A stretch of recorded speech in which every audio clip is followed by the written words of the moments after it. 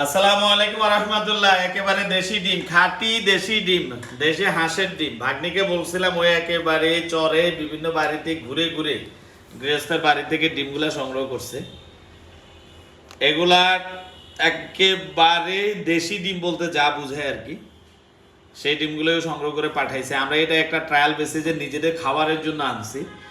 এইগুলা আমরা সংগ্রহ করে এরপর থেকে আমাদের মনপুরে এগ্রোর সুপার শপে আমরা এগুলা বিক্রি করব ইনশাল্লাহ। মানুষকে একেবারে খাঁটি জিনিস, অর্গানিক জিনিস উপহার দেওয়া হচ্ছে আমাদের পরবর্তী টার্গেট।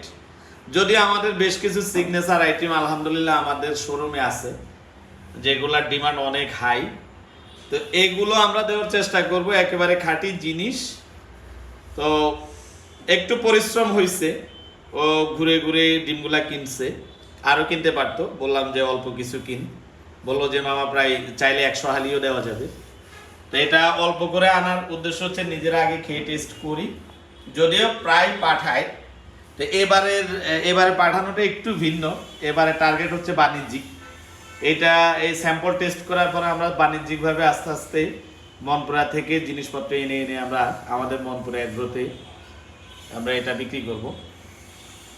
তাছাড়া আমাদের একেবারে দেশের যে বাড়ির যে আম, যদিও দেশি আম দেওয়া যাবে না কাস্টমারকে, দেশি আমের মধ্যে ঝামেলা আছে। তো এগুলা টক হবে কি মিষ্টি হবে এটা বুঝতে পারতেছি না, তো বেশিরভাগ টকে হয়। তারপর আছে এই যে 10 পিস দেশি মোরগ পাঠাইছে, এগুলো ফ্রিজে রাখা। তো দেখে খুব ভালো লাগলো এই মোরগগুলো, ওগুলা আসলে কাস্টমারের স্যাটিসফ্যাকশন আসবে। কলা পাঠাইছে, পেয়ারা পাঠাইছে, নারিকেল পাঠাইছে।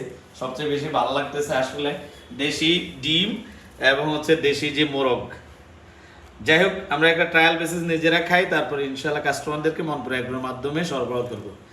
এছাড়াও আমরা এই বছর রাজশাহীর লিচু আম এগুলো আমরা বড় আকারে অনলাইনে এবং অফলাইনে বিক্রি করব। সবাই আমাদের সাথে থাকবেন ইনশাল্লাহ। ধন্যবাদ। আসসালামু আলাইকুম।